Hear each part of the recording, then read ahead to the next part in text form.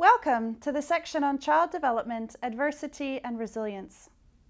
This is a foundational section for our course as it brings together the latest evidence on the impact of adversity on children's well-being and protection from the fields of child development, neuroscience, and resilience science.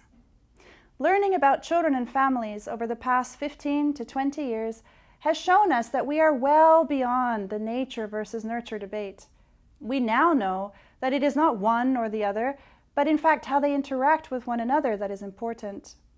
To quote Jack Shonkoff, a world-renowned pediatrician and expert in early childhood, child development can be described as nature dancing with nurture over time.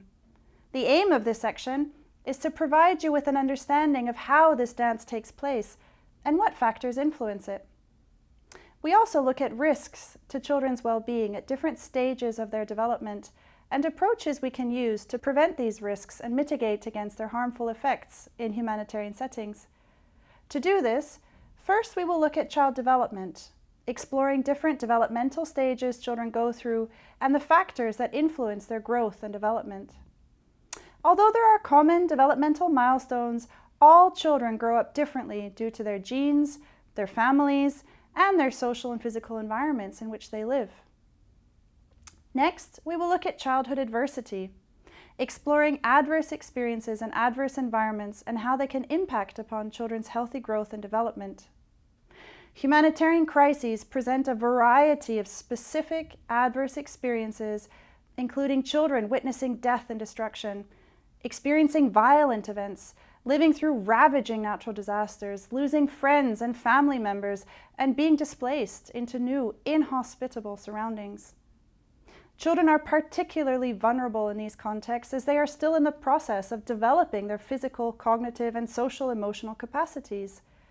Exposure to adversity during childhood can have short and long-term consequences that are felt immediately, throughout the life course, and into the next generation.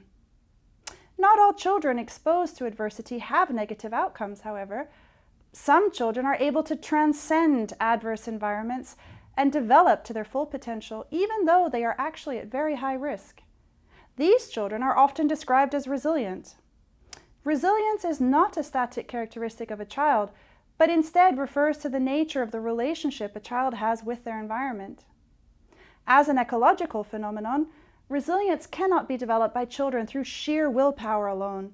Instead, resilience is developed through the dynamic interactions children have with their environment, including their family and actors in the community and wider society.